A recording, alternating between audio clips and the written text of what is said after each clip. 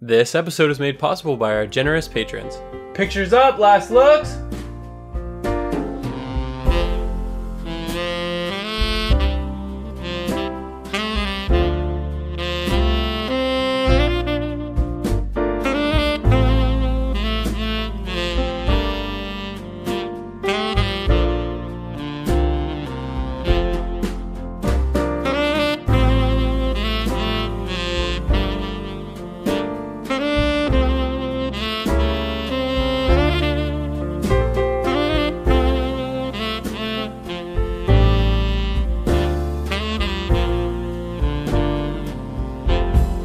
Welcome, friends, to episode 120 of the Ink to Film podcast, where we read the book And then see the movie. I'm Luke. And I'm James.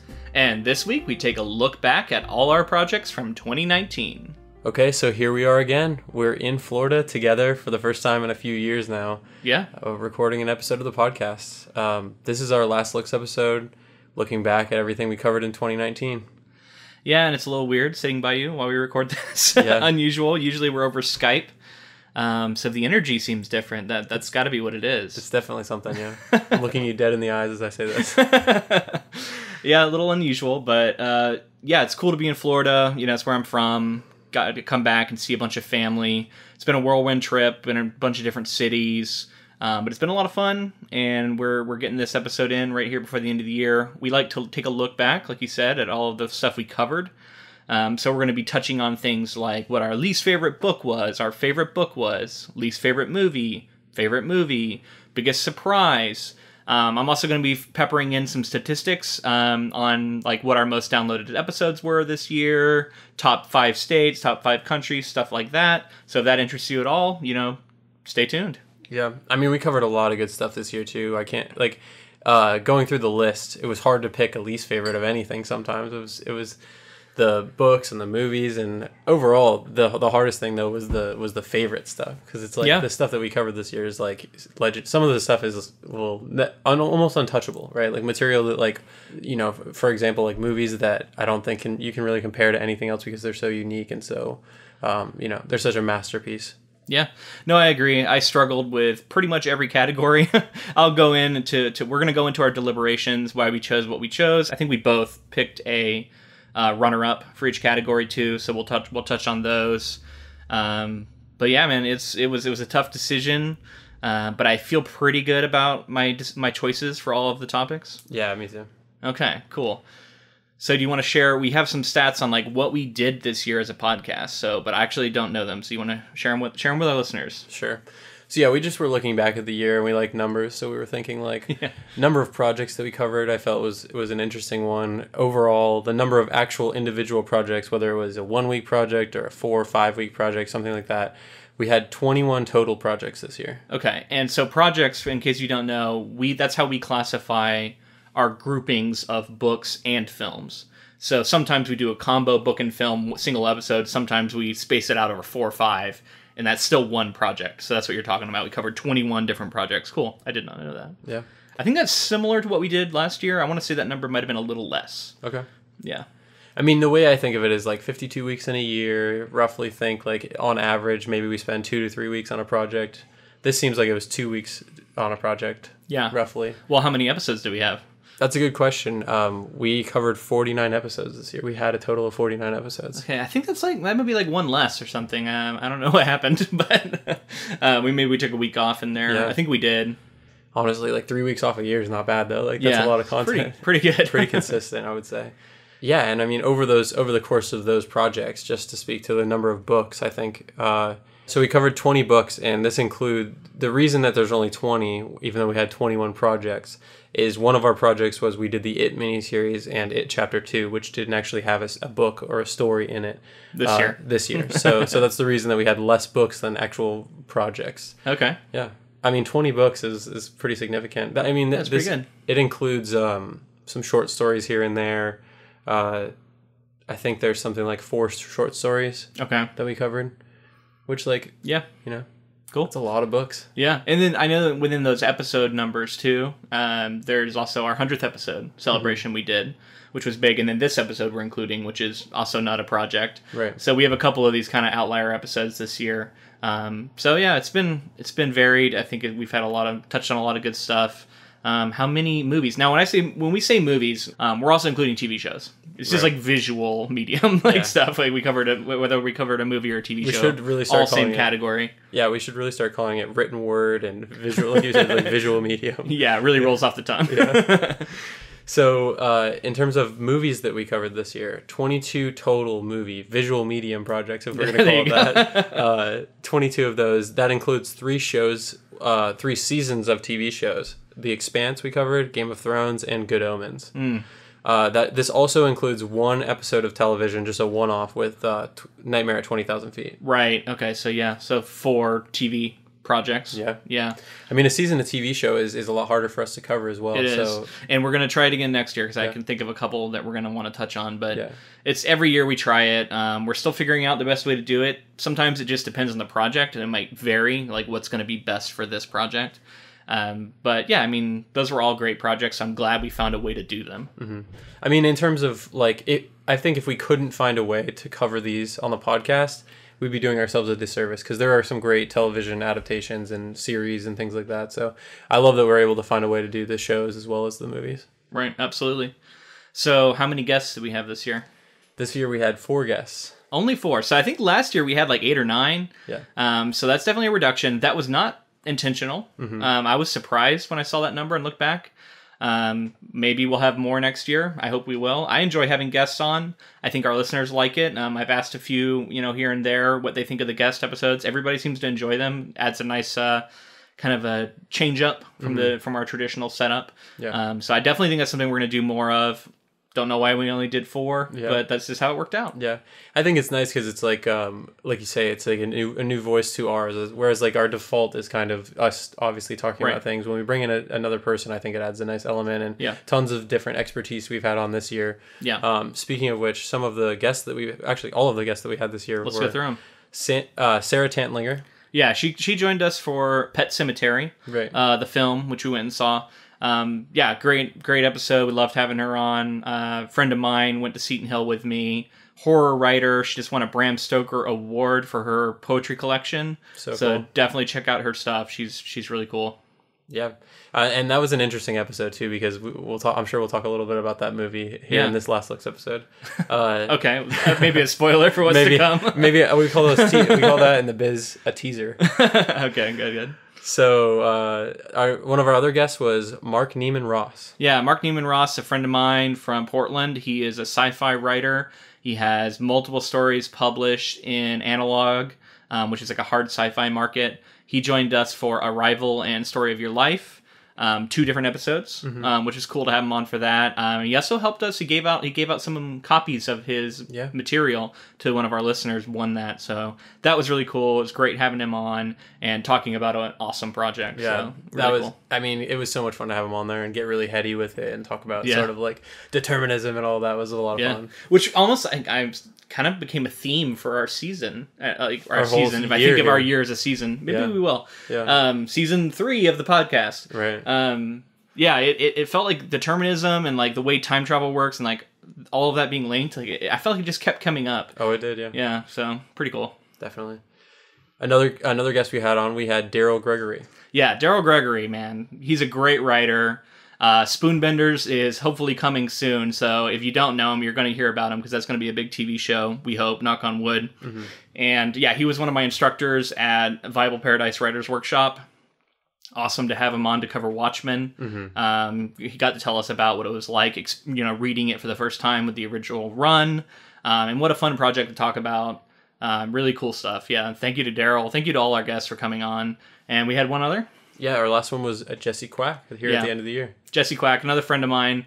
I guess I know a lot of writers. Right. She's awesome. She is a sci-fi writer. She joined us to talk about The Expanse and Leviathan Wakes. You probably remember that because that's pretty recent episodes. Yeah. And it was a lot of fun to talk with her and a great project. Awesome. Definitely. Yeah, and she has some stories that we kind of talked in the episode that might be kind of closely linked to some of The Expanse, sort of like sci-fi stories. Oh, absolutely. Like if you're a fan of The Expanse, you should check out her stuff. Yeah, Jessie Quack. Absolutely. It's like gangster sci-fi in space, so it's awesome. So another thing to mention is that when we were compiling our stats for all this stuff, especially when it comes to like time for talk about top episodes and stuff, it's going to favor stuff that came out earlier in the year because just the nature of it. All of our episodes, I think, have a lot of evergreen content to them, so they're going to be downloaded over time. So anything recent might not, rank as high, but that's just the nature of doing it the way we're doing it. But anyway, just something to keep in mind. Yeah. So also this year we launched our YouTube channel, which was kind of a big thing because, it adds a sort of, everyone's familiar with YouTube and everybody's on YouTube. So it adds another avenue for people to find the podcast. It's been pretty cool for us so far. I like that we're able to get the episode art on there. And I don't know, I find it really fun when I see, new subscribers and things like that we can follow. Yeah, and it's another place where we may end up doing more with it in the future. We wanted to go ahead and get our toehold on there, start, trying to grab some subscribers and get some videos out there. YouTube's algorithm is, unusual in that things kind of like snowball. So if something starts getting a little bit of downloads, then I'll start showing it to more people and it'll snowball and snowball. So in a way that's unlike all the other podcasting apps that we use, we had a couple of episodes kind of take off a little bit. And I mean, not hugely, but do pretty well. But then like some of our other ones, not so much. So it's just funny how the algorithm works on YouTube. But speaking of, we had The Shining from last year is our top viewed episode right now. It's got almost 2,000 views, I think, today. So it's doing pretty well. And then we got, after that, I think we have Howl's Moving Castle, one of our early episodes, the film. And then we have our Jaws book episode, which for whatever reason is doing well on there. A good episode, I think. I think it's classic. I think it's a really good representation of what our show is. Right. Talking about the Peter Benchley novel before we go see this movie. I remember there being some weird stuff with the wife in that novel. Absolutely. Yeah. So anyway, we're going to continue rolling out. We actually don't have all of our episodes on there yet, but we're going to be dropping them. I'm going to try and do pretty frequently and roll them up until we catch up to where we are. And then at that point, it'll just be the one episode a week. So you can look for that. But we'd love it if you come and subscribe to us if you haven't already. We're trying to get upwards of 100 subscribers so we can go ahead and get our own devoted URL. And then from there, we can start sharing it around and just doing cool stuff. So that'd be awesome if you can come and give us a subscription. Yeah, and like Luke said earlier, if you do subscribe, there might be some video content there in the future. We have that as an open kind of avenue if we need it at some point. Absolutely. All right, man. So I think it's time to start getting into our categories. We're going to change up the order a little bit from last year. If anybody remembers our last looks 2018, but most of the same categories. We're doing biggest surprise, least favorites, stuff like that. So I think we start off this year talking about what the most surprising episode, moment, project, whatever. It's kind of open-ended. What's one of the most surprising things from this year for you? Whether that happens to be a book or a movie or a TV show. We're also going to give our runner-up and our top. Do you have that for this one? No. So there are a couple categories where it was clear which one for me. Okay. If it wasn't clear, then I left a runner-up. Okay. So there might be times that I don't have a runner-up. And walk us through your thinking. Okay. So early on in the year, we covered a project that I felt was pretty obscure. We covered something called Jesus' Son. Jesus' Son. Yeah, Jesus' Son. Jesus' Son. Jesus' Son. Okay, so we covered Jesus' Son, and I didn't know what to expect going in. You had told me that you really enjoyed it as like a contemporary literary work. The book. And the book. That's specifically what I'm talking about. More than the movie. And the movie was, I think it did a good job of somewhat representing, but the book was just I don't know, it was really human, and it was really like it like engaged with some things that I wasn't expecting, and there was also this sort of anthology thing to it that I enjoyed. Right. Just overall really surprised by that project, and I find myself thinking about it a lot. Yeah, that's Dennis Johnson. And that book is it's probably a favorite of mine, especially among like literary stuff, which is something we haven't done a lot of, like really literary kind of material. And that was kind of a passion project almost, because it's not super well known and kind of obscure. I really enjoyed covering it, so that's cool that was a surprise for you. I guess, it's not going to be my surprise because I knew how good it was, right. But it was definitely a lot of fun, and really enjoyed talking about it with you. I mean, the guy was a mess, and it's like a fictionalized version of his life, but it's really engaging to talk about, and he really cuts at like the human condition, cuts into the human condition, and it just it's a cool book to read. So if that sounds interesting to you, definitely check that one out. Yeah. I'm really interested to hear what your surprise was, because you didn't have Jesus' Son to look at. No, I don't have that one. So I have this was hard for me to pick, because it's like you try and figure out, like, am I going to talk about what was like surprising in a negative way or what was surprising in a positive way?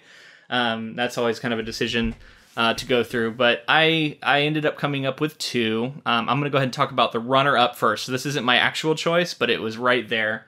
So my runner-up was the Pet Sematary movie. Okay. And that was kind of in the negative way, because we had such a good time covering that book, and like, it really, like, I love that book, and I love covering Stephen King. He's one of our favorite authors to cover. And it was just really, really, really fun. And I had really high hopes for this new movie. And I remember we were hearing all this good buzz too, out of like some of the festivals that the film was shown at. It was getting like standing ovations and this kind of thing, and I was like, oh man, I think we got to temper expectations, because sometimes some of the people are really excited just to have been the first people to see it, so they'll cheer for it. I think there was like some report about like a really long standing ovation for this movie. Do you remember that, the Pet Sematary one? It sounds. I don't remember that specifically, but I bet that's true. So anyway, I went in with pretty high expectations from all that. And then, yeah, I mean, it wasn't terrible. You know what I mean? And I actually know some people really liked it. But just for me, it didn't land. And I thought it was just not very good. And it was that difference between what we had been hearing and what I felt like I experienced was pretty dramatic. And so in that way, a surprise. Unfortunately, a negative surprise. But that's why it's my runner-up, because I wanted to go with a positive for my main pick. And that was Enemy Mine. The book. Okay. Because first off, that was a listener patron commissioned episode we did on both the book and the movie, and really both were pretty surprising. But I think in particular the book, because I didn't realize how good it was going to be. I really enjoyed that book. And the book was written by Barry B. Longyear, which we found out was a Hugo Award winner, and it was a big book in the 80s, and something I had completely missed, hadn't heard much about. And I don't know, I just thought it was fun, surprising. I went in with no expectations, you know what I mean, for that book, and ended up really enjoying it. And then the movie was solid too, so.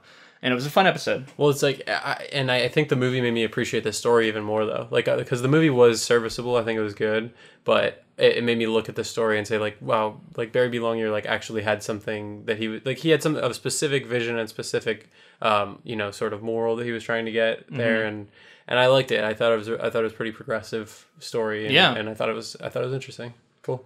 Oh, speaking of, I just remembered, I just heard a beep. We have some construction going on outside the house here. Can't really do anything about it. This is our window to record in, so if you do hear some like weird beeps or pounding or something like that, it's just sorry. It's just us working out while we record. Exactly. Yeah. Well, hopefully it's not too bad. Yeah, I hope it won't be. All right, so that was our biggest surprise. Before we get into our book selections, I thought I'd share a little stats with you. This time I'm only going to do top 5, but I think it's still interesting to touch on. So I'm going to go our top 5 states we were downloaded in this year. Once again, by the way, we were downloaded in all 50 states, which, awesome. I mean, yeah, that's amazing. Yeah, we had that happen for the first time last year, did it again this year. Very cool. So, but the top 5, we had some change-ups, too. Not the same as last year. Nice. People are out there spreading the good word. Yeah, exactly. All right, so our number 5 most downloaded state was New York, which I think was in the top 5 last year. I don't remember. I don't think it was 5th position. I think it might have been higher, actually. Okay. It might have been like 4 or something. So, but still cool. I mean, New York's a massive state. New York City, obviously. So that's cool to know that we're getting the word out. I mean, yeah, population-wise, it's kind of like, some of these bigger cities are probably going to tend to have an advantage, you know what I mean, in this race. But still, here. we got to get in there and like get people knowing about us, which is like we don't really, we don't really have a foothold in New York, either of us, in terms of like friendship groups or sort of family or anything like that. Right. Although I do have some family in like New Jersey, New York kind of area. Okay. Maybe it's them. Well, that's what it is. Then. Good for them. Yeah. Thank you guys. All right. So number 4 was Illinois, which definitely was a riser. I think that was somewhere in the top 10, but I think it was lower to the bottom. So that shot up for us. I mean, Chicago. Yeah. A couple of big cities, obviously. But yeah, I mean, really shot up. We're doing really well in Illinois this year. Yeah, I'm noticing a trend in sort of like, and it makes me really happy, but more artistic cities, and like, you know, places that are seen as like hubs of like theater and like hubs of art and things like that. So that makes me really, really happy that people like that are engaging with her. And you know, that's a painting with a broad brush, but I'm just seeing a pattern. No, I mean, yeah. Shout out to all our listeners in Illinois. Absolutely. You're probably all super refined and, you know, auteurs and... Yeah, I think so. All our listeners are like that, for sure. Yeah. All right, number 3, we had Florida, which is interesting because I think that was our number 1 last year. It's dropped all the way to number 3. We're both from Florida. We're in Florida right now. We have tons of family around here and friends. And so for the longest time, that was our top state. But this year, it has fallen all the way to number 3. Wow. And I can actually go ahead and reveal Oregon is not in the top 5 at all. Completely fell out. Oh, that's wild. That's where I live currently. I have a lot of friends in Oregon. Yeah. Not even in the top 5. Wow. That's pretty crazy. All right, so number 2 was Texas. Nice. There you go. Another big state. Yeah. You got Austin, you got Dallas, you got Houston, you got a bunch of big cities. Also just tons of people. And it's cool to know that we're getting a foothold there and really, you know, people are downloading. Yeah. Like crazy. Very cool. Again, Austin, artistic city. Yeah, there you go. There you go. There you go. But shout out to all the Texans who listen to us. Seriously, you guys are the good ones.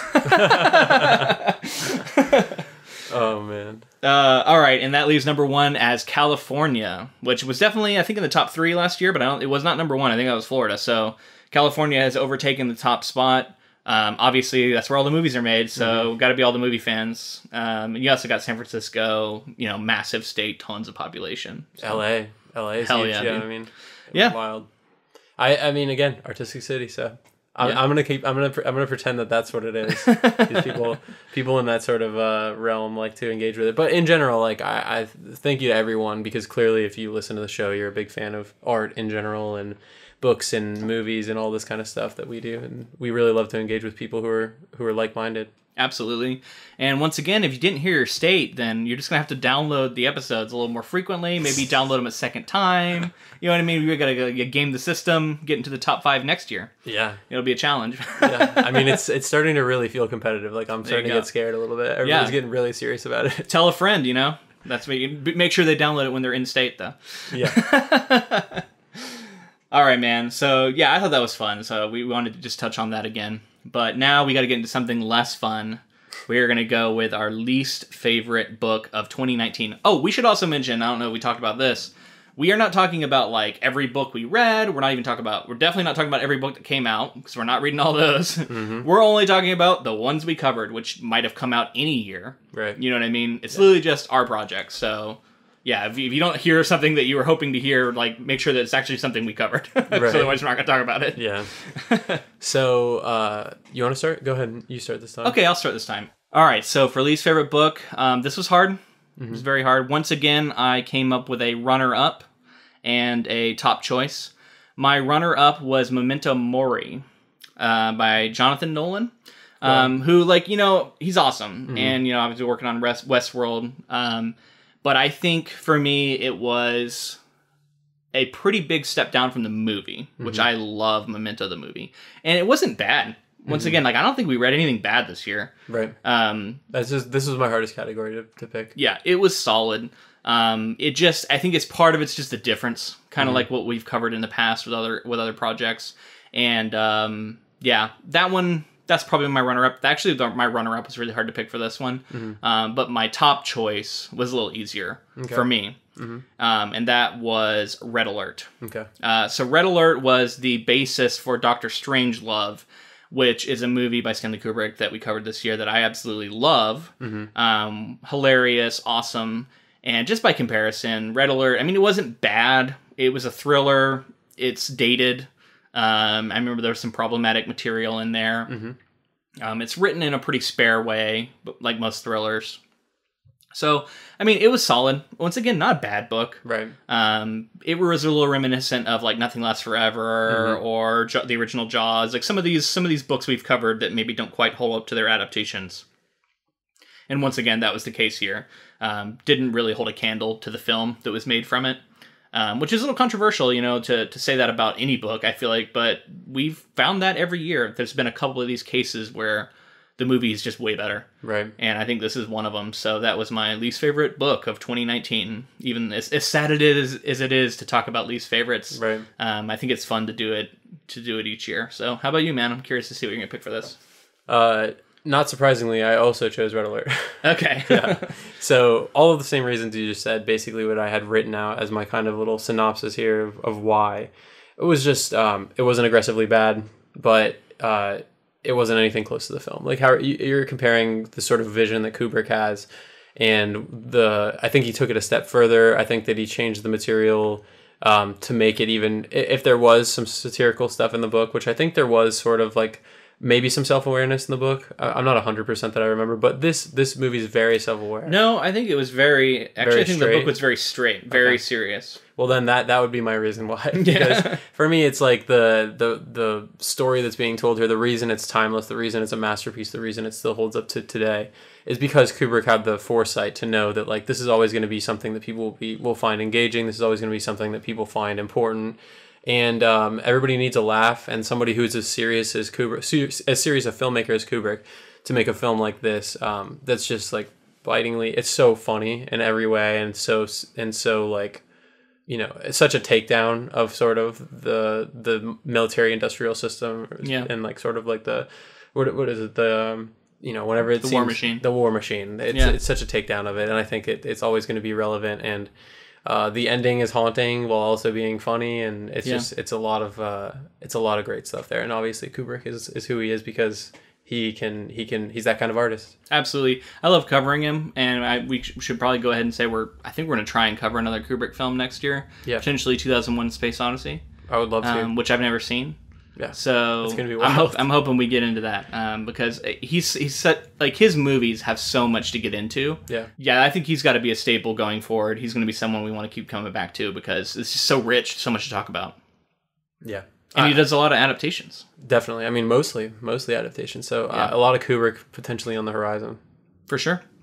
All right, man. So that means we get into our favorite book. But I think I'm going to have you lead off on this. Since I'm the book guy, you know what I mean? I got to give my favorite second. Yeah. But I want to hear your favorite book that we covered in 2019. So, like I said before, we covered so many great things, and this was one of the harder ones for me. So do you have a runner-up this time? I have a lot of runner-ups this time. A lot of runner-ups? Yeah. Okay. So I have a runner-up. I have my favorite and the runner-up, but then there's other ones that I have to mention because they're just like, they were just so much fun to cover. And so it was hard just because a lot of good stuff? Tons of good stuff, yeah. All right, so I'll start with my actual runner-up, and that was Watchmen. We covered the graphic novel, the comic, as Alan Moore would want us to call it. Absolutely. So he and Dave Gibbons crafted this like incredible Bible for comic book readers that just stands today tall. And you know, we got this show that came out recently, but specifically the book. I had read it before. I think I read it before I was like fully comprehending everything that was subtly being laid there, and rereading it, I talked about on a couple of episodes here, is like reignited the comic book reader in me very recently. Since we were reading that, I've been reading tons of comics. Up to that point, it had been like a year or so since I'd really picked up anything and dove into it with any sort of vigor. Mm-hmm. But this after Watchmen, I'm just like right back in, and it really is just like it stands head and shoulders almost above most other comics that I've ever read. And there are some that come close, obviously, but it is the pinnacle, I would say. Iconic, yeah. And then getting into my favorite book of the year. Do you want to mention any others that were right there? Or? Yeah, okay. I'll do all my runner up first. I'm not if you're a listener of the podcast and you follow the coverage of any of our Lord of the Rings stuff, I listed Two Towers, and my reasoning in my notes was for obvious reasons. So yeah. So I mean, without like having, if I didn't mention that, I think that I would be remiss. Inconsistent at least. Inconsistent. So that's in there. Another one that I had a lot of fun with the actual book, the actual story, was Dr. Sleep this year. Yeah. I thought that it was a lot of fun to revisit Stephen King's version of events and of The Shining. And I my girlfriend and I read a lot of it together, or at least listened to it as an audiobook a lot together. And it was a fun project. I really enjoyed like digging into it, and it was nice and long, and it was a lot of fun to get into. That could have been honestly my pick for surprising. The more I think about it, because I didn't expect it to be very good. Yeah. Not only is it one of the newest Stephen King's books we've covered, which I've heard a lot of people don't like his new stuff as much. It's also a sequel to The Shining, which I was like, I don't know how this is gonna go. Exactly. But I also ended up enjoying it, so it was kind of surprising in that way. A lot of fun. Yeah, especially the book. Yeah, definitely. And then the other one that I just like, I feel like I wouldn't be doing the podcast a service if I didn't say the short story of your life. Yeah. It was just like the things that it brought up for us to talk about, and the things that like kind of rippled out, like you talked about for the podcast. And you went and saw with Mark Neiman Ross went and saw The Reading with Ted Chiang, which is like really cool that you were able to bring that perspective, and just covering that in general. That short story was a lot of fun, and that guy's a legend already in sci-fi. Yeah, I mean it's an incredible story. Yeah. All right, so you got a top pick though? Yes, my top pick of the year. It's just spoke to my sensibilities in such a way, and it kind of it just immediately was my favorite, and no other story beat it for the rest of the year. It was Good Omens by Neil Gaiman. Nice. Yeah, it was just the comedy in it, the sort of tone, the dry humor, but also it just everything in there, and then mixed with sort of the biblical research that went into it, and like we talked about in the episode, how it's these are stories that everyone's familiar with, whether you're religious or not, and like kind of threading that, and like the weight that brings, and making it comedic, and making it as much fun as he did, and a great story. I just found to be endlessly. I think about it all the time. It was great, and the show was good. Yeah. But I think the book really was incredible. That was the thing to remember from that. And by the way, it wasn't just Neil Gaiman. I'm sorry that I didn't mention Terry Pratchett. Yeah, absolutely. It has to be mentioned. So good thing you did, or we would have been remiss for sure. I'm glad I thought of that. Yeah. Yeah, Terry Pratchett and Neil Gaiman, two powerhouse writers, came together to create this, classic book. And, I'm glad you're shouting it out, because that wasn't in my top choices, but deserves to be. Yeah. This was one of the hardest sections for me to pick. We covered so many great books this year. And, sometimes it just comes down to, like, gut feeling when you're picking it. You're, like, looking at them. You're like, how do I choose between these? That's what Good I'm Omens going was. here, Yeah. So it's you don't even have like a good reason. Like, it's hard for me to describe why one got one out over another. But yeah, so my runner up for my favorite book, once again, it was just kind of a gut feeling thing. I had to go with it. Scary Stories to Tell in the Dark. Nice. And that's because for me personally, my connection to it. We talked about it in our episode, how it was so important for me growing up. It really was one of the things that made me fall in love with stories. It was not a book that was read to me by my parents, or by my mother specifically, which a lot of early books were. This was something I read on my own and just kept coming back to. And I'm talking about the first 3 volumes. And, I feel like it set me down a path for liking darker stories, liking horror in general. I probably wouldn't be as big of a horror fan if I hadn't found that early on. It also helped me with storytelling, because I was telling scary stories to my friends, because it set up this really simple blueprint for, like, here's a story, it has X, Y, and Z, and then that's a story. And it was very easy for me to, as a kid, look at and go, I could do that. So it's just an important, group of books for me. And so I feel like that had to be in the top, but it's not the top spot. But I do want to shout out a couple other runner-ups. Watchmen was, like, right there, because I had never gotten to the comic before. And I'm actually not a big comic reader in general. And to start out with Watchmen as like one of the first comics I've ever read was pretty astounding, because it really shows off like what the art form is capable of in a lot of ways. I'm sure it's capable of more that other artists have shown off. But from everything we were reading and that you were told me and that Daryl Gregory told me, this is like iconic for that reason. Is it's really demonstrating the powers of the form and why comics are an important piece of media outside of books, outside of film. They're their own thing for a reason. And I feel like Watchmen is a really good example of that. So if you haven't read Watchmen, especially with the new HBO series that's out right now, which we did a bonus episode on talking about how much we love, definitely check out the comic, because, for every reason I just said, I think it's great. I agree. Yeah, and you touched on a lot of other good ones, so I'm not going to double down. I also want to give just a little minor shout out to Prisoner of Azkaban, the book. Also could have been a surprising one for me, because I haven't ever read it as a Harry Potter novel. I'd only ever gotten through the first 2, And I was really surprised with how good it was. I think it was definitely the best one we've read so far. I think it's probably one of the best ones from what I've heard. Really enjoyed that book. The movie's also great. So, little shout out to that, but not my top choice. Well, my top choice. Oh, go ahead. Yeah, and I just wanted to say, like, that in terms of ones that almost made my list, like, yeah. I almost put Prisoner of Azkaban on there, and I was like, that's almost like I put For Obvious Reasons for Two Towers, but, like, for Prisoner of Azkaban, I feel like the audience in general realizes that, like, this would have been on James's list, but, like, seen it a million times, read it a million times, like, I love it, obviously, but I had to leave it off for the sake of making an interesting list. Okay. And so my top one is one of those things where, like, it's not the coolest pick. You know what I mean? Like, I'm not going to win any points on the internet by picking this.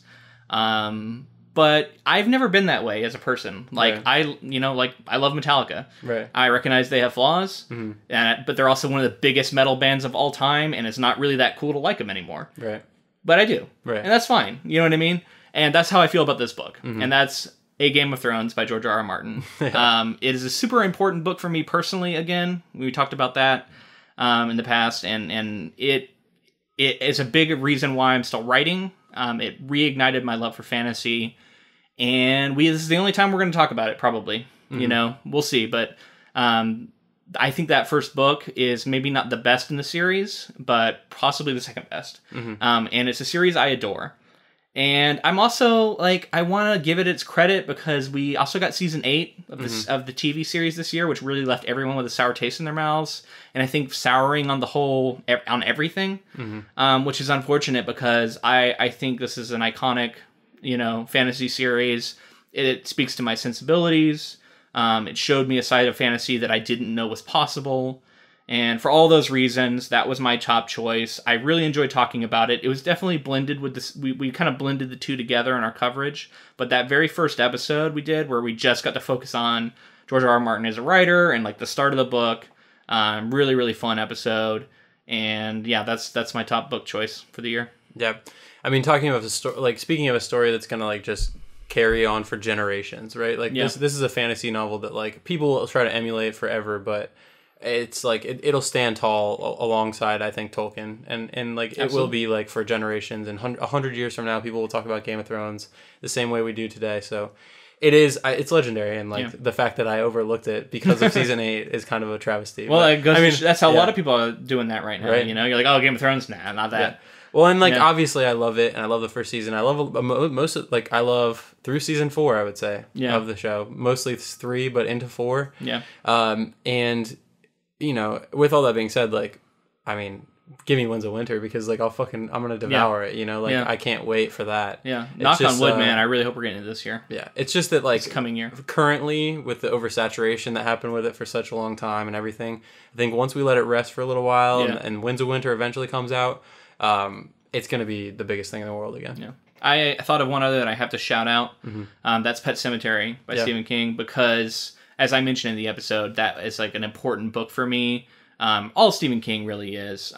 With my mother, it was, like, her favorite author. And so anytime we can go back and read classic Stephen King, I feel connected to her in a cool way. She's passed on now, so it was a really, I think, important personal project for me, which I guess is the way I went on a lot of these favorites. But that's what happens when you're just picking favorites, not necessarily what we think is the best, because that's a different question. What do we think is, like, if you were to objectively rank them, what is that's way harder. Right. We're not doing that. We're just talking about personal favorites. Right. So you're gonna get some bias in there, but that's where I went. Yeah.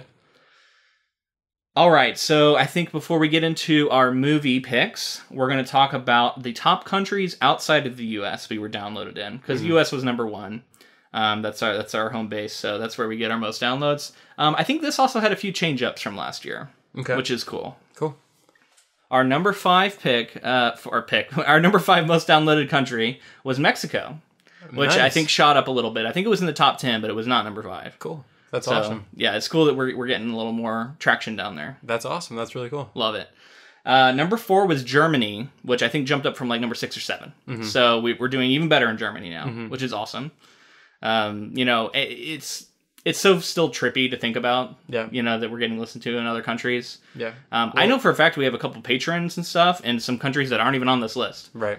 Which means, like, even though we got people who are passionate about the podcast there, it's still not high in numbers as some of the other ones. Right, which so is pretty like, wild. Which is just to think like, you know, entire groups of people are responding to it without necessarily, you know, financially supporting. But yeah, I mean, how amazing is that like all these places are engaging with our material? And it's interesting because it's like it doesn't seem that like there's any sort of language barrier. I'm sure there is in some capacity. Yeah, but just overall, I guess it's accessible enough. Well, and just a lot of people speak English all over the world, man. Yeah, I think that's what it is. You know, probably a lot of Germans can also speak English. Yeah, and Mexicans. Absolutely. And speaking of, I think I remember as soon as we started talking about countries, I think last year I talked about how every single place that listens to us outside of the U.S. is like somewhere I would love to visit. And like that's just already carrying forward. So like Mexico, Germany, like I want to go to both of those places. So let's hear the rest and see if I want to go to all of them. All right, and then our third most downloaded country was Australia, which I think was in our top 5, but not number 3. So that's actually, I think it climbed a couple ranks.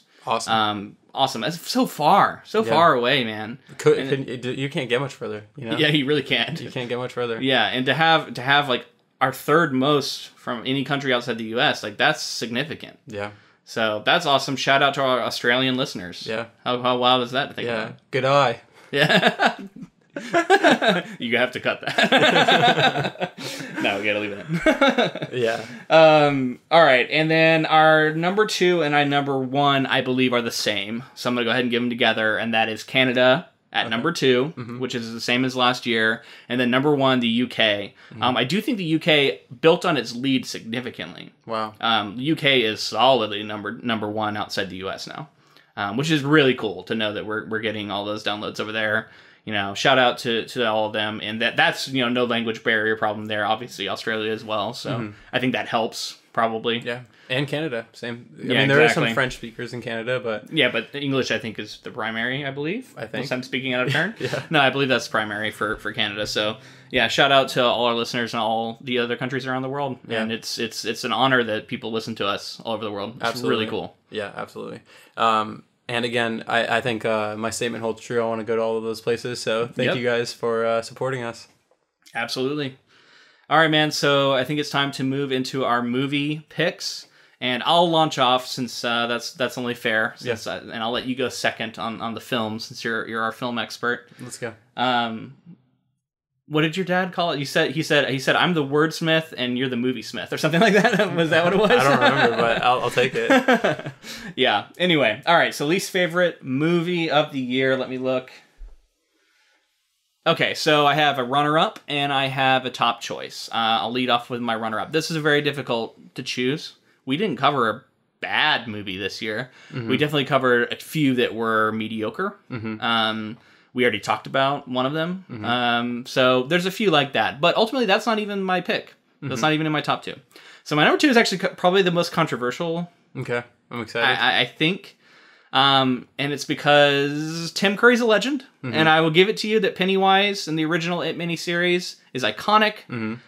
But basically everything else about that miniseries was pretty bad. Right. I thought it was really cheesy. I thought it didn't hold up very well. I think a lot of the acting was not very good. Right.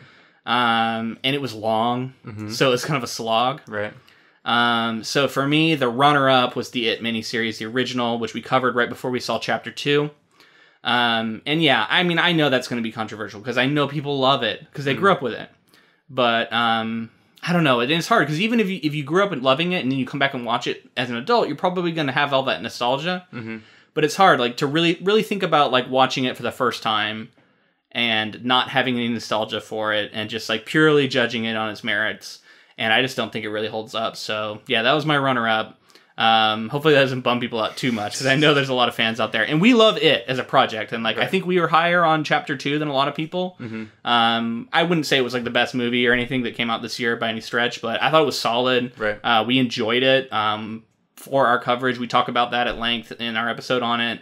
And we love the book. That was our first project. We both, obviously it's very important for the podcast at this point. So if you like it, we have a lot of material for you that is us enjoying it. But yeah, that miniseries, not so much. Although you were more of a defender of it, I think, in the episode, especially the Tim Curry stuff. So I felt like we did it its due. I'm not saying it's bad. Yeah. It just was, it's just not quite there for me. I mean, I can understand why you'd pick it, obviously, because you have to look at all the movies that we covered this year, and you know, in terms of acting and in terms of maybe like story structure, the ending, it's like it's a little all over the place. Now, my top choice, I might have a little recency bias, but I went with The Grinch, which we just covered. Wow, I'm surprised. I mean, I think it's kind of a bad movie. Yeah. But it doesn't mean it's not enjoyable. Right. And I guess that was where I came down. Like, I enjoyed watching it. Right. But I do think it's bad. Right. No, I enjoy it because it's bad. It's one of those that crosses that line to being like so over the top and ridiculous that it's enjoyable. So I'll grant you that. But when it came down to pick, like, what was my least favorite movie? Right. It was that. I loved it. I loved in the coverage that you mentioned it was like a fever dream because I'd never thought of it through that lens before. It totally is a fever dream. Totally it's is. So good. Yeah, it was hard for me to choose this one, like I said, but that's where I ultimately landed. We had a lot of fun covering that for our Christmas episode. It was a pretty wild movie to talk about. Yeah. So definitely check that out if you missed it. It was a lot of fun.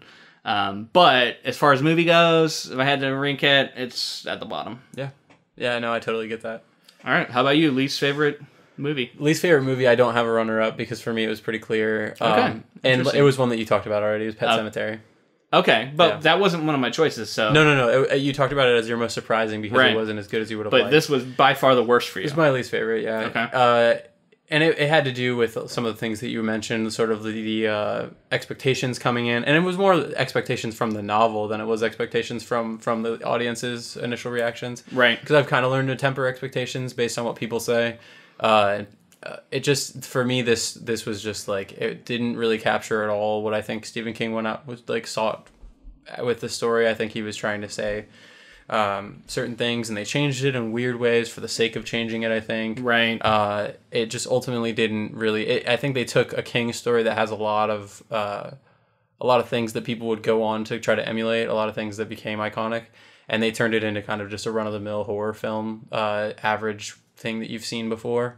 And so for that reason, I just think with the list of things that we covered this year, I feel like that was my least favorite. Okay, no, I mean, I feel you. They definitely changed some stuff. Yeah. There's, a major change, which I guess is kind of a spoiler to talk about. Yeah. Well, it's not even inherently changes that I didn't like. It was the reason to change it. You know what I mean? It's like if there's not a motivation to change it, then and you're just doing it for pure like surprising reasons. Yeah. I guess some of the time that can work, but this just didn't for me. Well, and the main sort of entity that is in the book, the Wendigo, the way he described it in the book was so cool. And like this otherworldly moment when they're in the actual pet cemetery, and I remember the fog lamp eyes and like all this stuff. It was almost Lovecraftian. It was so huge, and I think so much of that was lost in the movie that was a disappointing moment for sure. Yeah. And that's outside of the big change that everyone knows about. So, yeah, I mean, I know people liked it though. Yeah. So that's the interesting thing, and I'll grant you that. I don't think it was terrible. Right. It just was it was aggressively okay. Yeah. Well, I would say it was I wouldn't say aggressively bad, but I would say bad personally. Okay. Yeah. Fair enough. But again, teach their own. Like you said, there are definitely some people who liked it. Yeah, underutilized John Lithgow, which is itself kind of a sin. That's exactly. You got him in there, and you do him like that, yeah. Anyway, all right. So let's move on to more positive grounds. We're going to talk about favorite movie of the year. This is exciting. I'm going to let you go second again, so you can weigh in last.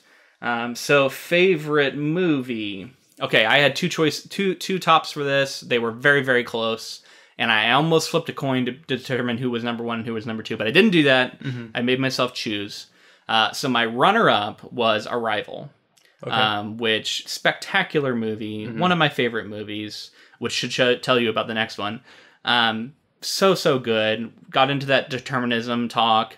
Denis Villeneuve, who we adore, and he's such a vision right now. He's such an important voice, I think, in movies at the moment. I just love everything he does. And man, is this a good one? Amy Adams, who is just spectacular. And this, and then Sharp Objects we covered. And then every time I see her in something, I'm just like, I'm way more attentive now to how good she is. Oh yeah. And this is a perfect. I don't know. It's just such a great movie. Such a great soundtrack. There's just so much about it to love. We had Mark on to talk about it, so it was a really fun episode. It's been one we've been eyeing since the beginning, right? And it was cool that we actually got to it this year. So yeah, that was my runner-up, but I made myself choose, and I picked Children of Men as my favorite movie of the year. Part of that was because I really liked that movie, but watching it with the coverage we did, reading the book, and then really getting into everything behind it, it just elevated itself to me to being one of my favorite movies ever. Right. And it's right there. It and Arrival are so close. You know what I mean? Like, they might both be my top 5. Like, they're so high up on my favorite movies list now. So this was a great year for movies, as far as like things we covered. And Children of Men, I mean, what can you say about that movie? Like, just everything that went into it, the vision, Alfonso Cuarón, which we had also covered with Prisoner of Azkaban. But to see this and just like a masterwork that this guy was able to do, and everything that went into the making of the movie that we talked about, I don't know, just such a great project. And I loved covering it this year. I loved talking about it, and I loved watching it. And if you haven't seen it again since it came out originally, or if you missed it at all, highly recommend checking it out. Very, very good film. Yeah. We have some similarities in our list. Okay, well, it's going to happen. Yeah. We have similar tastes in some ways, so it's not too surprising. So I had a couple this time that were runner-ups, but I'll give you my true runner-up. Okay. And then we'll go to the other ones that were very close. Okay. So my true runner-up this year was Doctor Strangelove. Okay, yeah. Yeah. I can see it. And so for the reasons that I talked about with Red Alert, kind of it not holding up to what Kubrick created, I would point back to that moment.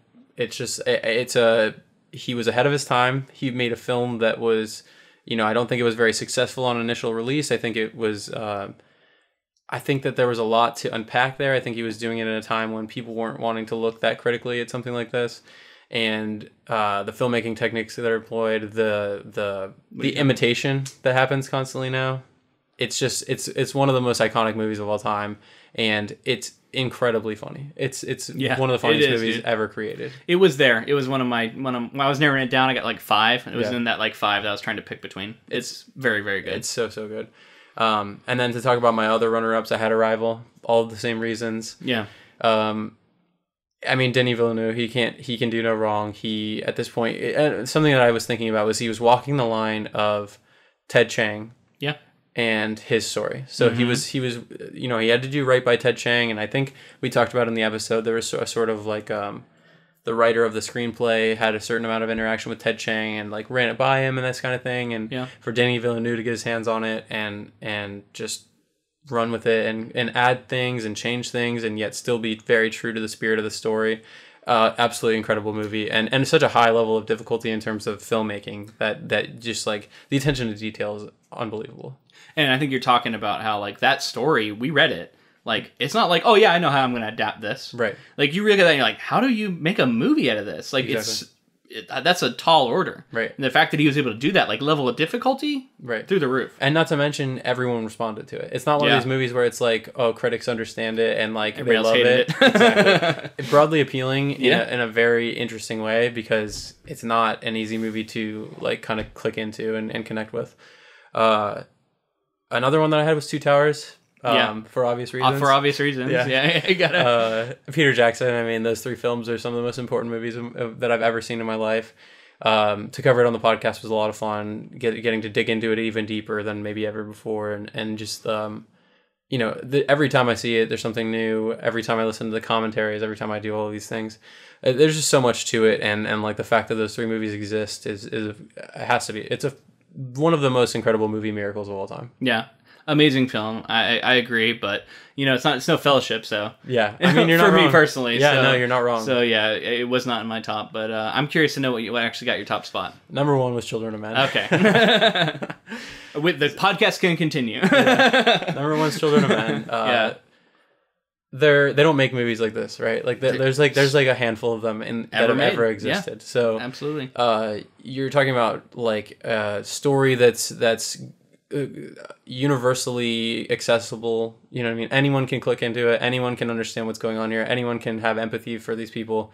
It feels timeless because there's sort of this biblical story going on. Oh, it's so important too. Right. Like, yeah. It's just everything about it is incredible, and that's just talking about the story itself that he crafted from the story, from the original material, and then moving into the details that he added and the filmmaking techniques, and we've talked ad nauseum about how unbelievably incredible this movie is, and there's videos on videos on videos analyzing it and the filmmaking techniques and the wonder that happens during the war sequence at the end. Just several wonders in that are iconic. Yeah. It's just like, it's one of the best movies ever made, so it's my favorite of the year.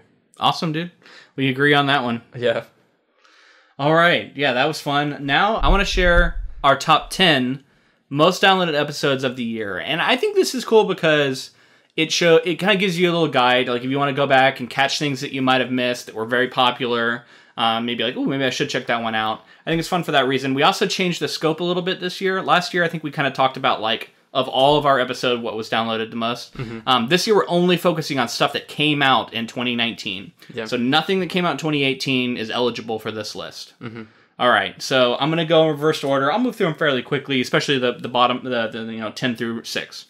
So, number 10, we had Pet Sematary Book 1 episode, which was a very important episode for me. I think that's when I got to talk about the connection to my mother and all of that. Really cool. Stephen King is always popular for us.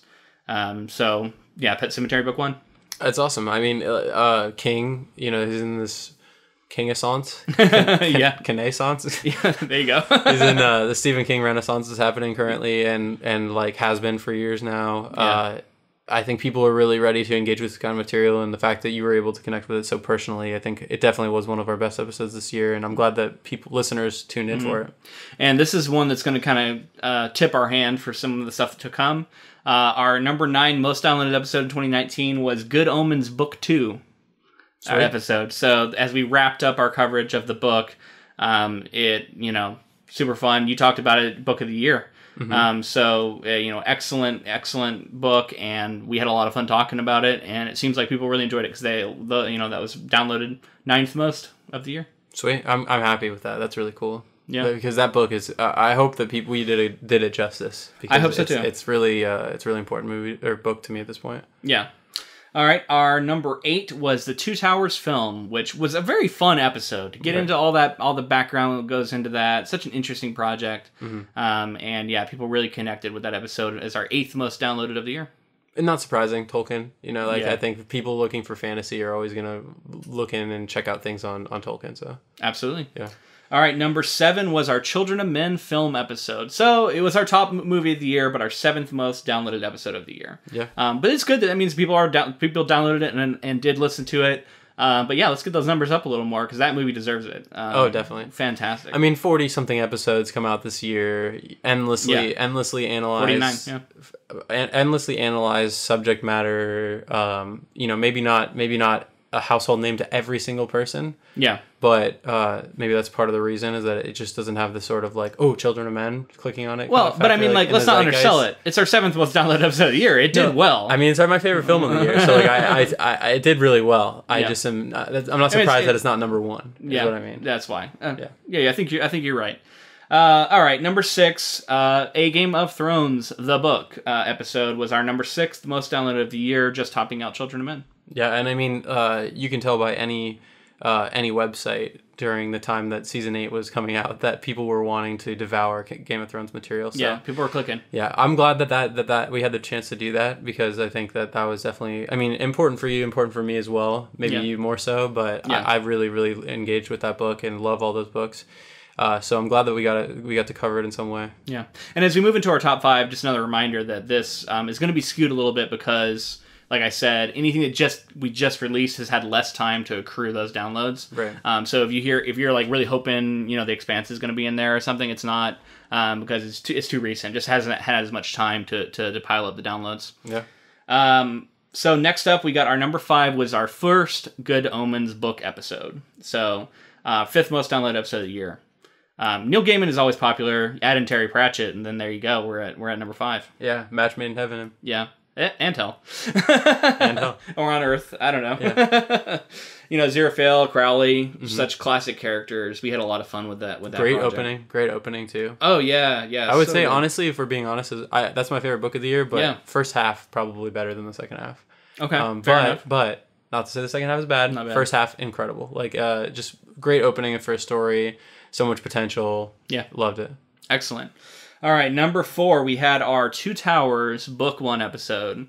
Is our number 4 most downloaded, and that just shows the power of Tolkien, man. Yeah, I mean, not surprised. Yeah, but I'm glad that people are downloading it because it's important to both of us. Love the movies, love the books. Absolutely. Yeah, and that was. I mean, I'm excited because we're going to be getting into, which I'm going to preview of our next section, but we're hopefully going to be getting into Return of the King next year, and capping off our Lord of the Rings coverage and this was our middle section here, and it's still that popular. Yeah. So it's doing well. Yeah. And if that makes you sad that you think that that's the end of our Lord of the Rings coverage, I'm sure at some point we'll cover The Hobbit. Yeah, I think so. But, well, in the book, the Hobbit book is super important for me. Yeah, absolutely. So absolutely. Yeah, and there's the Amazon show, so who really knows what's going to go on? Yeah. All right, so our number 3 most downloaded episode, our third place, was Good Omens, episode 1 through 3 of the show. I mean, I think we just struck while the iron was hot with that one, and people were excited to talk about the show, to hear us talk about the show, and that was our third most downloaded episode of the year. That's really cool. And I do remember when that came out on Amazon, everyone was talking about it. Absolutely. And I was so happy that we were covering it in the midst of it coming out and everything. It was so cool.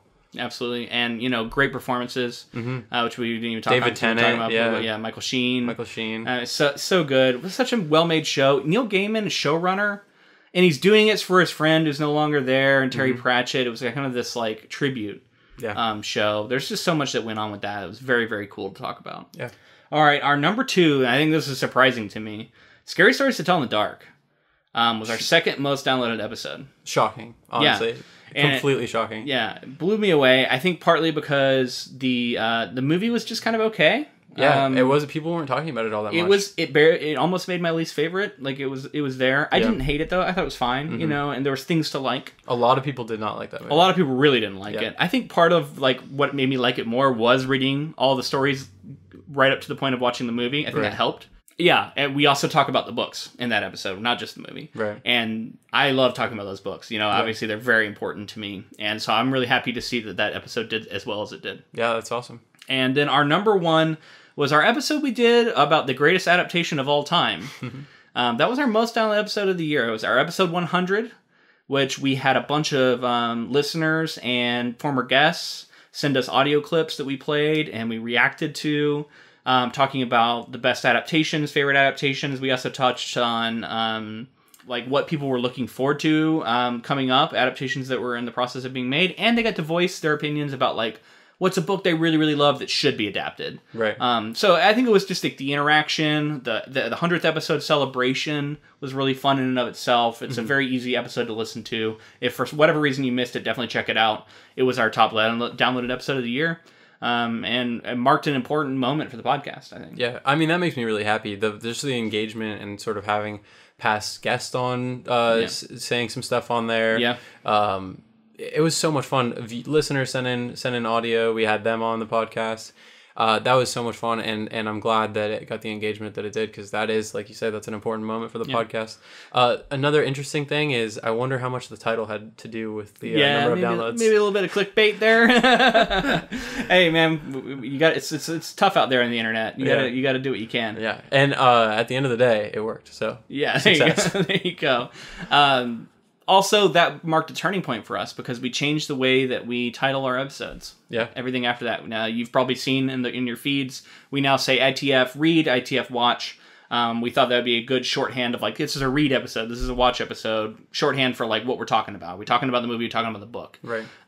We dropped the episode numbers from the top. We're still keeping track of them. But they're in the show notes if you're ever curious. You can look in there and check them out. Yeah, I include them in the show notes. Yeah, it's really just we didn't want it to seem off-putting to people. This is episode 150. I got to go listen to what other ones do I need to listen to be able to follow this. Right. No. We always feel like you can drop in wherever you want, whatever project you think is interesting to you, and we think this way of titling it leads to that a little more easily. So we made that switch, and I think we're going to keep up with it because I think it's the way we're going to go going forward. Yeah. All right, man. All that's left to do is to look forward to 2020. Which seems like a sci-fi year. Seems like we're all going to be living in a cyberpunk world. We're already past Blade Runner at this point. Yeah. We're past Back to the Future, I think, now. We're past we're past all of the things. Yeah, we are living in the future. We're in the future. Especially next year. 2020, it's just got such a nice ring to it. Yeah. Let's hope it's a good year and not a fucking awful one. Yeah. It could be a dystopian nightmare. Yeah. I think especially in our country. This is the revolution. Could be the revolution. I don't know, man. I gotta stay optimistic. I am both optimistic and terrified of what this year might bring. Yep. But I'm gonna choose to be optimistic today. And let's look forward to let's think about some of the things we know we're going to cover in the coming year, which is kind of tough because, sometimes there's release dates that move around. Maybe we'll say something that ends up getting delayed and then it won't even come out. But yeah, maybe hit me with like one thing you're looking forward to in 2020, and we'll bounce back and forth a little. I mean, I think it's The Thing, but maybe we should talk about it last. No, go for it. Okay, I think it's The Thing. Dune. Yeah. I was like, The Thing, we already covered. The Thing. Yeah, so Dune, as soon as it was announced, we were excited about it. Denis Villeneuve was announced. Mm-hmm. It became the most interesting Every movie. Actor in Hollywood is in it, it feels like. It's going to be monumental. I don't think there's any way he doesn't pull it off. I have complete faith in him. It's going to be 2 movies, I think. Really? I believe so. Okay. Yeah. I didn't know that. I believe so. Yeah, no, now that you say that, actually, I think I did hear that, but I feel like it hasn't been talked about much. I don't know if it's going to be a situation where it's like this is entirely one of the books and there's another book or something like that, or what it's going to end up being, but I know that there's supposed to be two films coming out. Probably for the one book. I think it's a pretty massive novel, which we're also going to be covering. Frank Herbert, one of the most iconic space operas ever made, and I've never read it. I don't think I've ever read it, right? No, I haven't. So we're both going to be getting into it for the first time. I think it's going to be a big project for us, and hopefully, everybody checks it out because I'm definitely very excited about that one. Definitely. I already touched on one of the ones earlier, but I'm going to mention it again. Return of the King, man. Mm-hmm. We're going to cap off our Lord of the Rings coverage this year. Mm-hmm. I don't know when it's coming, but we're going to find a spot. We're going to put it in, and I am really excited to read that novel because I've never read it. Really? I never got past Two Towers. Not because it was bad or anything, just because, I'd find something else to read or what have you, whatever reason. But I'm really excited to get into it this time, read Return of the King, compare it to the movie. It's just going to be really fun. Yeah. So I'm definitely looking forward to that. Can't wait. I mean, it's for obvious reasons. Yeah, for obvious reasons. You got any others? There's a couple things that I really would like to get to. There are things that are popular right now. His Dark Materials is one that I think a lot of people are talking about. I think it was kind of overshadowed by how successful and popular Watchmen became, the series on HBO. Right. But I've heard great things. I've seen a couple episodes. I think that would be a huge one for us to cover. Another one that I definitely want to find a way to cover, whether we do it when it first comes out or not, is Little Women, directed by Greta Gerwig. Because we talked about on our bonus episodes where we talked about upcoming adaptations and things like that. Mentioned how Little Women has been adapted so many times. I think I want to say this is the 3rd or 4th adaptation of the story. That would be an unusual kind of project for us too. Yeah, and Greta Gerwig is Lady Bird was one of my favorite movies of that year. So I have a lot of faith in her, and I think she has a great voice and vision, and a lot of the people involved, a lot of the actors in that film, I'm excited about. I want to say Meryl Streep and Saoirse Ronan, I think Nicole Kidman, tons of people. Wow. Yeah, I know very little about it, other than obviously classic novel. I haven't read, but I'd be excited to cover that. I know we have a couple things coming up at the start of the year that we need to get to, so it's going to be pushed. But if that's something that you definitely want to hear us talk about, let us know. That way we, hold us to it and keep reminding us that you want to hear it, that we can make sure we're going to get to it. I'm just going to touch on another one that I know we're going to cover because of the history of the podcast. I think we're going to get into the Goblet of Fire this year, right? I don't see why not. I feel like every year we've done some Harry Potter. Done a Harry Potter. I think we keep at it. Yeah. And I don't know that it's going to be Prisoner Azkaban level, but I also know that I think there's a lot of people's favorite movie, a lot of people's favorite book. A lot of people really like Goblet of Fire. It seems like I've never read it. I feel like I barely remember the movie. I think I've only seen it once when it came out, and I'm excited to revisit it. J.K. Rowling's been in the headlines for bad reasons of late, which is kind of unfortunate. Just check Twitter if you want to find out why. But I mean, these novels are very important to people. You know what I mean? And I just feel like it's a fun thing to talk about. So I'm looking forward to getting into that.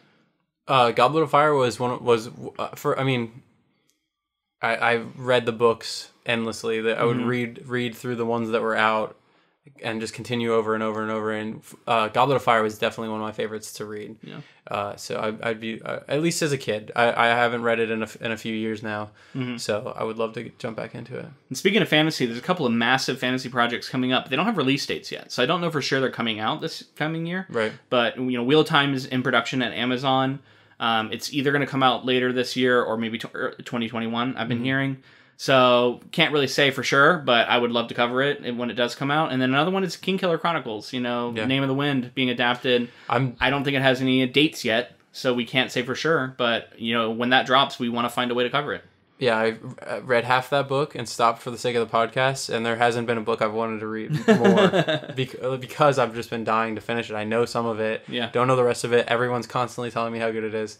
I would love to get the chance to read the rest of that. Absolutely. One I do know that is actually coming out in February of 2020, Altered Carbon Season 2. Yeah. I mean, and I'm looking forward to it. I really enjoyed our Altered Carbon coverage, and I'd be excited to revisit that world in a new sleeve and... Anthony Mackie. So, guy's a legend right now. Very cool. Falcon. Yeah. So, I mean, and then other than that, there's a lot of kind of spaces where we don't know what's going to fill them. It's going to have to see what's coming out, what kind of back catalog stuff we want to get into. We do know, however, that we are going to be covering a couple of patron commissioned projects to start the year off, I believe. And we're excited about that because we've got some Jukebox Heroes on there, commissioning and stuff. Yeah. And it's very cool. They're at the top of the queue right now. We're going to be hitting you off. This is going to be the first project of the new year. So if you want to start reading now, you can. We're going to take a couple weeks off, I think. Maybe 1 or 2. I'm not sure. And then we'll drop our first episode of 2020. And that's going to be Princess of Mars, I believe is the name of the book. More commonly, you might know the adaptation John Carter of Mars. We're going to be covering both of those, book and film. I think one for each, I believe. And, I mean, this is a classic of sci-fi, once again, going way back. I think Edgar Rice Burroughs is the author. And, I'm excited to get into it, and I think it's going to be really fun. A commissioned episode from our patrons. This is something they want to hear. Yeah, I mean, I've heard that you can see influences for Star Wars in this story in the novel. Yeah. I know for a fact that the adaptation was one that was very controversial. There's a lot. Honestly, this is one that people have been telling us. Me specifically have been saying when are you going to cover John Carter? Because I think there's a group of people who stand by the fact that it was better than reviewed and better than people think it was. Yeah, cult classic kind of movie. Yeah, and it's really interesting because it was this huge Disney bomb and it didn't make all that much money. But there's been kind of enough people that saying I really wish there had been a sequel because there was a lot there. Yeah, so we'll be getting into that early 2020. Look forward to that. And then another project that I know is coming up is Water for Elephants. Keep that as going to be on the horizon. Maybe following right after John Carter. Not guaranteed. It'll depend on if there's something else that we feel like we need to get to right at that moment. So we'll see. But keep an eye out. We'll be doing Water for Elephants. And honestly, this is a project I know next to nothing about. One of our patrons has been going hard for this, has been putting tokens towards it, and has unlocked it now. And I'm excited to cover it, for them. Yeah. I mean, I think I know a little bit about it, but I couldn't even tell you really what the whole plot is about, but I think I caught part of the movie or something. Okay, so I haven't seen the movie. I know nothing about it. I think I just saw it on HBO or something, just in passing. So I'll be interested to really dig into it and see, I love when somebody's passionate enough about a project to be I need them to cover this so that they can experience it, and clearly this person probably enjoys it or maybe doesn't enjoy it and just wants to see our reaction talk to about it. I think they enjoy it. I'm sure they do. Yeah. Jumping back to Little Women, I did want to say that there's no Nicole Kidman, but this cast is insane. Okay. Saoirse Ronan, Emma Watson, Florence Pugh. Have you seen Midsommar? No, I haven't. Main character from Midsommar. Wow. Laura Dern, Timothée Chalamet, Meryl Streep, Bob Odenkirk. I mean, it's just insane. Wow. Can you imagine? That's quite a cast. It's going to be a great movie. Yeah. Okay. I'm excited about that. We got to have to find somewhere to put that in there. Yeah. Because that sounds really cool. But yeah, I mean, I think this is going to be the end of the episode. I think this is going to be the end of 2019. Man, what a fun year it's been. got to cover a lot of great stuff. Got to go through our 100th episode milestone, which, 200 is not going to be coming this next year. It's going to be at least 2 years away. Yeah. Hopefully we get there. I mean, I'm still loving the podcast, loving, the growth we've seen. And, it's just been great. And thank you to all of you for listening. Thank you for leaving us ratings and reviews. Thank you for being patrons. And just thank you for downloading, all of the above. It all helps. Engaging with us on social media, all of that, sharing episodes when we post them. Every time you guys do that, we notice, and it's really important, and it helps us. And we're just excited to see where we can take this thing, and how much we can keep it growing. And we hope that you stick around and stay with us, and that we keep covering things you want to hear. Yeah. Thank you to everybody for listening. You really helped make this year special, and for me, myself personally, and I just love so much engaging with everybody and talking to you about movies and books and all that. It's been so much fun to cover these stories, and it's just so interesting how much it's impacting my life.